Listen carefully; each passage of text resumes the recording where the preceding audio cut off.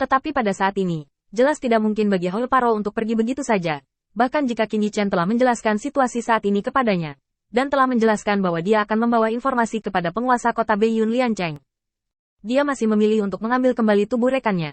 Utusan ilahi itu sudah menatap mereka, dan Qin Yichen tiba-tiba terbatuk. Utusan Tuhan, beri aku wajah. Biarkan dia mengambil mayat ini. Aku tidak akan mempermalukanmu lagi dalam tahun ini.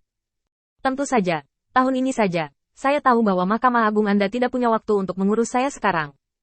Jika saya tidak menimbulkan masalah, akan sangat bermanfaat bagi Anda untuk bergaul seperti ini dengan damai. Ketika dia mengatakan ini, Qin Yichen tidak bisa melihat ekspresi sedikit pun di wajahnya. Hall Paro harus bertahan, dan di dalam dirinya, pasti ada bagian dari ingatannya yang baru saja hilang. Menemukan ingatan ini dapat membuat Qin Yichen lebih sadar tentang apa yang harus dia lakukan selanjutnya. Dapat diterima untuk membayar beberapa harga untuk ini. Qin Yichen melihat pemandangan di depannya dengan ringan, dan tidak banyak bicara, hanya hening sejenak.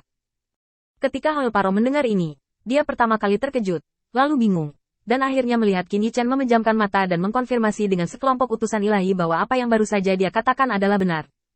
Segera, Hall Paro merasa sedikit bersyukur di dalam hatinya. Jika pembunuhan itu gagal, masalah ini ditempatkan dengan kekuatan apapun, di depan siapapun yang berkuasa, dan itu akan dibunuh tanpa belas kasihan. Hasil terbaik adalah meninggalkan seluruh mayat.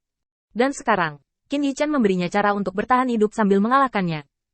Ini bukan lagi kebaikan sederhana, ini lebih merupakan toleransi dan kemurahan hati. Setelah mengkonfirmasi dengan Qin Yichen bahwa berita itu benar, beberapa utusan ilahi buru-buru mengumpulkan mayat yang mereka tinggalkan di tanah, memasukkannya ke dalam cincin penyimpanan, dan menyerahkan semuanya kepada Hall Paro.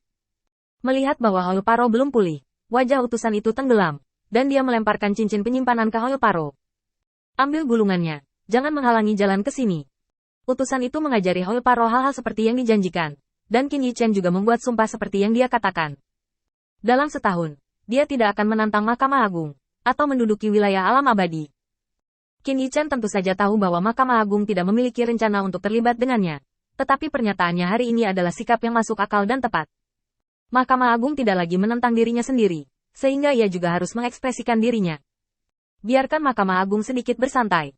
Sekarang, dengan janji yang seharusnya diambil, dengan imbalan tumpukan mayat yang tidak berguna, tidak ada kerugian bagi kedua belah pihak. Hall Paro memegang cincin penyimpanan, tetapi dia tidak bisa menahannya, dan matanya sedikit basah. Ini adalah mantan saudara laki-lakinya, tidak peduli apa yang mereka lakukan sekarang. Mereka tetap saudara laki-laki dan saudara kandungnya. Saya baru saja berada dalam pengasingan selama 1000 tahun, dan jika saya muncul kembali, sebelum saya dapat bernostalgia dengan teman-teman ini, mereka telah meninggal. Sambil menghela nafas, Hall Paro datang ke Qin Yichen.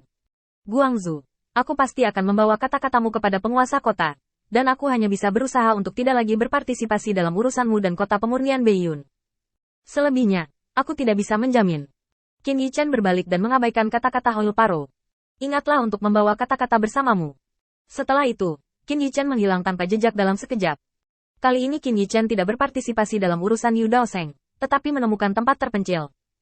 Dia perlu membuktikan satu hal, kegelisahan dalam darahnya barusan. Mengapa? Membuka tangannya, aturan dunia berkumpul, pikiran Qin Yichen bergerak, dan dia menemukan aturan dunia Dao of the Blade. Saat dia memahami aturan dunia ini, ada tatapan bermartabat di matanya. Itu tampak seperti teman yang telah lama hilang, dan seperti binatang buas yang menakutkan dan ganas. Pada saat dia menyadari Dao Pedang, Qin Yichen merasa bahwa garis keturunannya telah berkembang sedikit. Perasaan yang akrab namun tidak dikenal melanda. Qin Yichen mengerutkan kening. Seperti itulah rasanya, tapi tidak semuanya. Sambil menggelengkan kepalanya, Qin Yichen menerima aturan dunia. Aturan dunia di tangannya sekarang terlalu sedikit, dan dia tahu terlalu sedikit tentang dunia. Lebih banyak petunjuk diperlukan untuk mengungkap rahasia ini. Qin Yichen menarik napas dalam-dalam, dan hendak kembali dan menyelesaikan rencana besar malam ini dengan Yu Daosheng dan yang lainnya. Ketika tiba-tiba, sebuah tulisan tangan lembut melingkari lehernya. Angin, adalah suara Athena. Qin Yichen berbalik dan menatap Athena. Hari ini, dia sedingin batu giok seperti sebelumnya, dan ada aura yang tidak boleh didekati oleh orang asing. Tetapi di bawah penampilan keindahan gunung es ini, dia menempel di tubuh Qin Yichen. Kontras yang kuat antara penampilan dan perilaku membuat hati Qin Yichen berfluktuasi. Kemana saja kamu selama ini? Baru saja, sepertinya aku pernah melihatmu di suatu tempat. Athena mengabaikan langkah Qin Yichen untuk mundur darinya, dan mencondongkan tubuh ke depan, melingkarkan tangannya erat-erat di leher Qin Yichen. Saya pergi ke kuil kebijaksanaan dan menyelesaikan beberapa hal di dalamnya. Saya baru saja kembali. Saya sangat lelah. Bisakah Anda tinggal bersama saya sebentar? Qin Yichan masih ragu-ragu. Untuk beberapa alasan, dia tidak memiliki kepercayaan seperti yang dia miliki pada Athena beberapa saat yang lalu. Tetapi sebaliknya dia meragukannya. Sepertinya dia menyembunyikan sesuatu. Dan sepertinya dia tidak menyembunyikan apapun. Sebelum Qin Yichan bisa berpikir jernih, Athena sudah tertidur di pundaknya. Qin Yichan mengerutkan kening. Sudahlah. Setelah menemukan tempat duduk secara acak, Qin Yichan mengubah Athena menjadi posisi yang nyaman.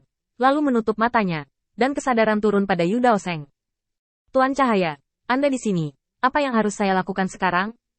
Pada saat ini, salju yang turun dari langit dan dunia pedang lambat Han Sanjian masih terjerat dan tidak bisa dibedakan.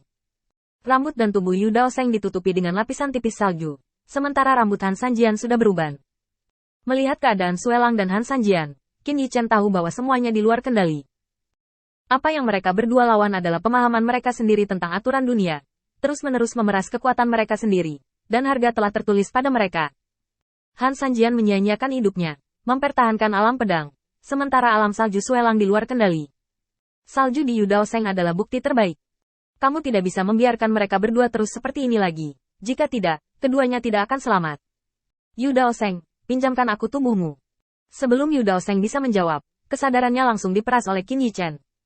Saat Qin Yichan mengambil alih tubuh Yu Daoseng, segala sesuatu di sekitarnya menjadi jelas. Dia melangkah maju dan perlahan mengangkat tangannya,